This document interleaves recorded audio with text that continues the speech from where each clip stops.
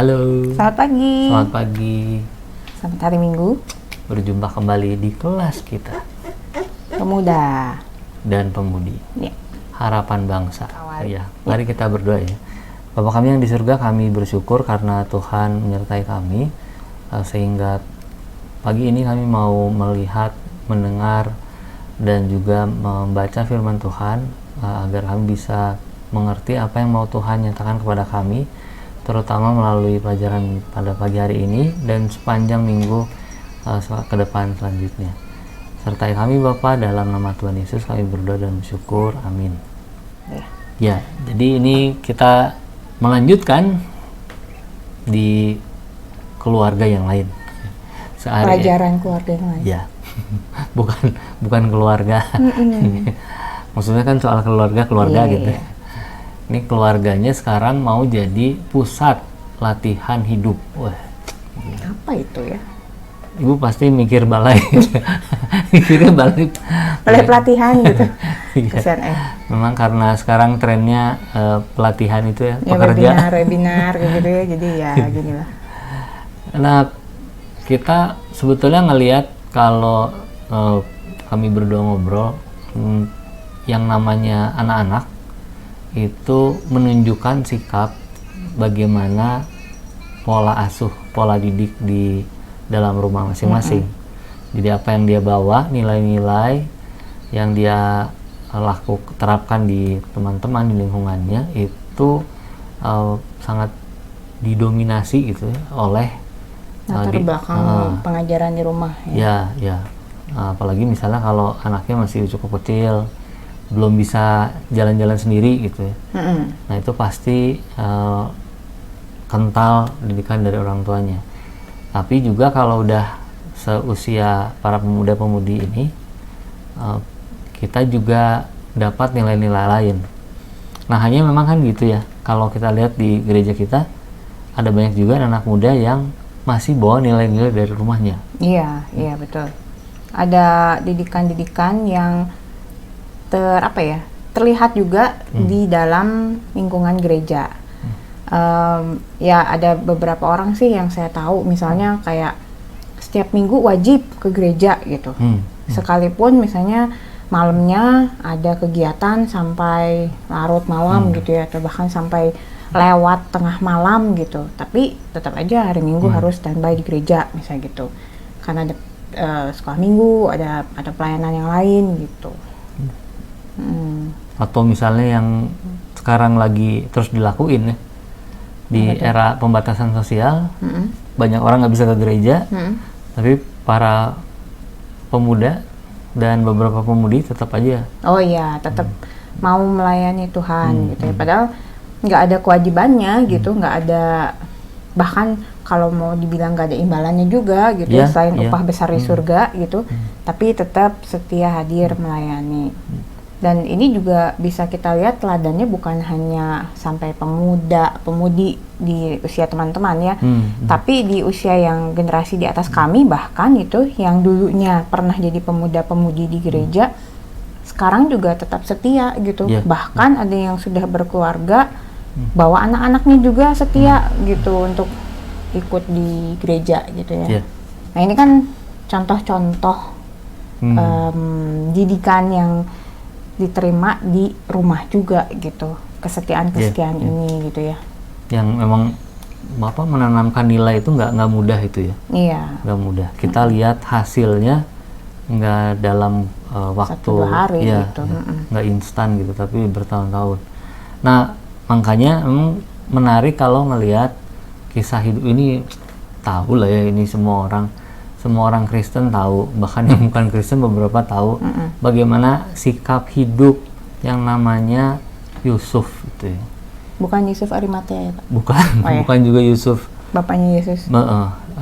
Kurang banyak ini ya. Iya.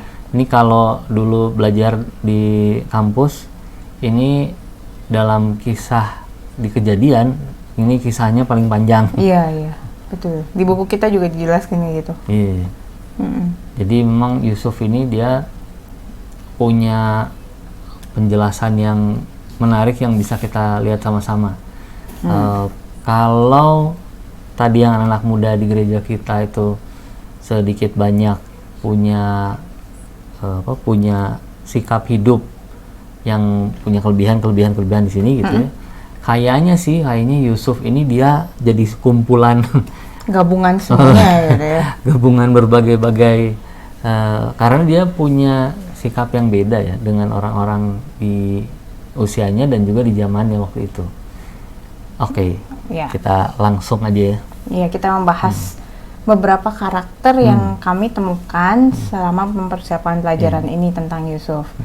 Nah, yang pertama ini kita tahu Yusuf tidak disukai kakak-kakaknya ya, karena dia anak kesayangan Yakub dari istri yang dicintai soalnya gitu ya. Terus lahirnya lumayan lama, susah punya anaknya. Jadi bisa dimengerti kenapa Yakub mengasihi Yusuf secara lebih dibanding kakak-kakaknya. Nah, tapi ternyata dampaknya karena kakak-kakaknya iri, sebal sama dia gitu, tercetuslah ide untuk membunuh dia ya.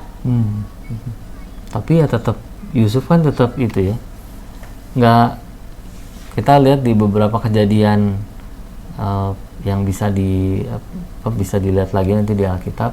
Tapi setiap ada kakak-kakaknya memperlakukan gitu, dia ada di posisi sebaliknya.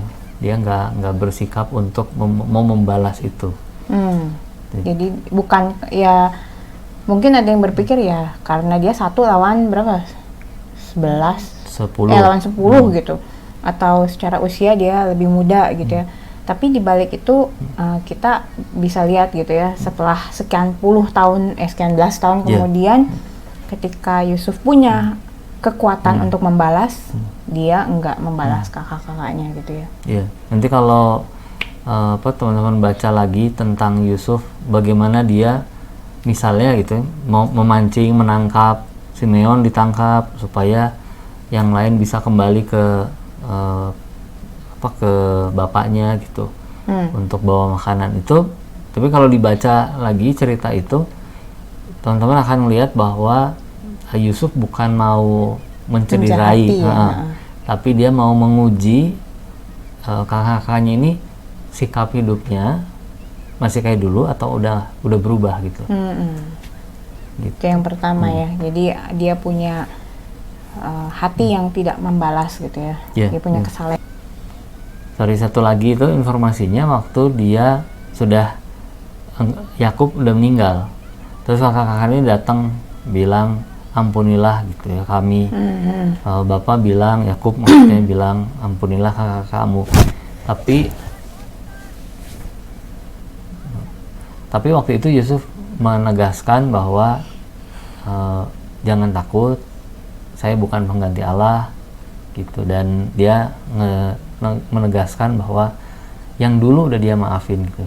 Jadi emang dia punya konsistensi untuk hidup benar itu ya. Pengajaran Yakub memang nggak kita lihat secara langsung ya. Tapi dari cara hidup Yusuf, kita lihat bahwa Yusuf lebih bisa menyerap didikan Yakub gitu. Kebaikan yang diajarkan. Nah, lalu yang kedua kita juga ingat setelah batal dibunuh nih sama kakaknya, kan dijual akhirnya, sampailah dia ke Mesir kerja sama seorang perwira Potifar ya. Terus ternyata istrinya Potifar ini yang bikin gara-gara juga dia tertarik pada Yusuf karena ya mungkin parasnya kayak gitu sehingga mengajak Yusuf melakukan hal yang tidak benar. Dan kita bisa lihat Yusuf nggak mengambil kesempatan di saat sebetulnya Yusuf bilang bahwa dia tuh dibanding Potifar kekuasaannya tuh udah sama, cuma satu yang nggak dikasih sama Potifar, istrinya itu. Tapi ternyata istrinya malah menggoda. Nah, kita bisa lihat bagaimana Yusuf nggak mengambil kesempatan, tapi dia malah menolak, dia menghindari sekalipun dia tahu resikonya dan dia masuk ke dalam konsekuensi pilihannya itu. Dia juga nggak, kalau dia nggak jatuh kan itu istilah harta tahta wanita gitu dia nggak jatuh di wanita, biasanya jatuh di harta. Kemarin ini salah satu menteri itu jatuhnya di harta itu. ya.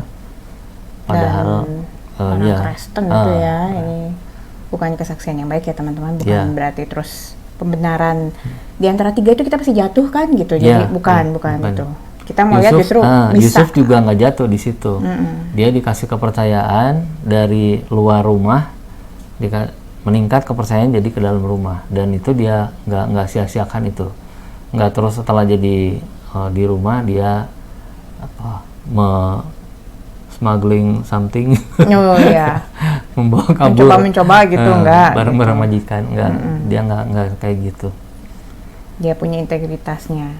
Nah, lalu yang berikutnya juga yang menarik buat saya gitu ya, dimanapun Yusuf berada, dia selalu menjadi orang kepercayaan. Nah, itu kan menunjukkan bagaimana Yusuf itu bisa punya kesetiaan. Jadi dia bekerja secara sungguh-sungguh dalam segala apapun yang dipercayakan. Pasti dari awalnya remeh-temeh ya kerjaannya gitu. Pasti. Ya. Tapi di rumah Potifar dia bisa naik sampai jabatan itu. Lalu ketika dia dijebloskan ke dalam penjara, Tuhan juga memberkati Yusuf sampai dia dipercaya penuh oleh sipir penjara. Bahkan ketika dia menafsirkan mimpi penguasa terbesar Mesir, Firaun sampai bilang, kita mau pilih siapa nih orang yang bisa ngerjain tugas rumit ini? Ya kamu aja. Nggak ada orang yang sedemikian berkuasa gitu ya, rohnya. Iya. Di Mesir gitu. Ya, jadi kita bisa lihat Tuhan menyertai Yusuf itu sedemikian rupa gitu sehingga dia berhasil dalam pekerjaan-pekerjaannya sampai ke level tertinggi terus gitu ya. Bisa dibilang begitu. Nah, dan itu Bu, satu lagi tuh baru ingat juga, waktu di hadapan Firaun nanya, jadi kamu yang bisa mengartikan mimpi-mimpi. Terus dia bilang, sekali-kali tidak, bukan saya, Allah yang maha tinggi gitu. Wah, itu keren. Jadi dia mengakui bahwa semua kebisaan dia, segala sesuatu yang ada dalam diri dia tidak berasal dari kemampuannya sendiri ya. Dia mengutamakan Tuhan di dalam hidupnya. Bahkan bukan hanya mengutamakan, tapi mengakui itu di depan orang yang bersaksi dia gitu ya. Siapa Tuhannya itu gitu kan. Nah itu jadi dan setelah akhirnya yang tadi kita bahas di poin pertama itu, setelah kakak-kakaknya datang gitu menghadap dia, bahkan kakaknya udah gak kenal ya. Iya.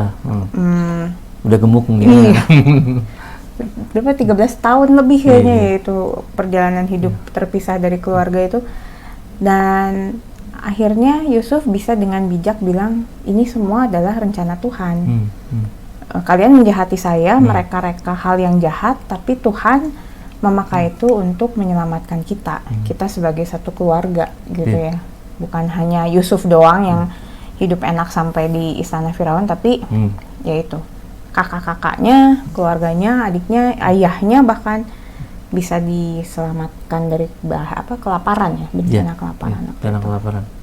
Untuk membawa bangsa yang besar gitu ya, menyelamatkan bangsa yang besar. Ya, istilahnya gitu. Nah, memang jadi karakter Yusuf ini, dia sekali lagi yang mau kita tekankan di pelajaran minggu ini bukan muncul begitu aja. Ini didikan dari orang tua. Mungkin penafsiran yang lain bahwa Yakub gagal mendidik anak-anak yang lain, 10 anak-anaknya. Tapi dia bisa dibilang berhasil mendidik Yusuf. Memang ada kalau orang dididik di dalam Tuhan, kita juga bicara soal respon orang itu. Memang dasarnya harus Alkitab. Tapi kemudian apakah orang itu merespon? Nah, ini yang menjadi PR. Kita lihat bahwa Yusuf merespon itu, sehingga dia waktu dia diuji dengan berbagai yang tadi kita bahas itu, kelebihan-kelebihannya dia. Ujian itu menunjukkan kelebihan-kelebihannya dia gitu ya. Jadi waktu dia diuji, yang muncul itu bukan kontrasnya, tapi justru yang muncul adalah sikap hidup yang jadi teladan kita semua itu. Nah, memang tadi masih jadi benang merah dari kesatuan yang lalu juga bahkan, bahwa Alkitab adalah sumber kebenaran yang kita pegang sebagai orang Kristen. Jadi kita nggak ngambil nilai-nilai yang Ya, jadi kita apa? Jadi kita nggak ngambil nilai-nilai yang dipegang benar di mata dunia gitu, tapi kita kembali kepada Alkitab sebagai sumber kebenaran. Memang mungkin kalau tadi kita membahas keluarga Yakub gitu ya, kan bisa dengan gampangnya mungkin ada teman-teman yang berpikir ya kalau yang orang tuanya sama-sama Kristen mah gampang ya menerapkan prinsip Alkitab di rumah. Lah kalau yang misalnya kebetulan nggak seiman nih orang tuanya, jadi apa nggak bisa menerapkan kebenaran Alkitab? Iya, sebetulnya walaupun kan kita juga masuk ke wilayah itu ya, ada wilayah-wilayah yang kita sendiri nggak ngerti kenapa sih orang kok bisa ya, kok bisa diperkenan Tuhan ada pernikahan gitu. Nah tapi setelah dia menjalani pernikahan terus anaknya dibawa ke gereja, itu sudah pasti ada nilai-nilai yang mau ditanamkan dan Tuhan memperkenankan itu semua terjadi sih. Itu mungkin bagian dari respon orang tuanya ya. Oh saya salah langkah di pernikahan, tapi saya mau bawa anak saya ke hadapan Tuhan gitu. Ya, jadi maksudnya nggak berarti karena pernikahan orang tua berbeda iman artinya Alkitab nggak bisa jadi dasar kebenaran dalam mendidik anak. Tetap bisa.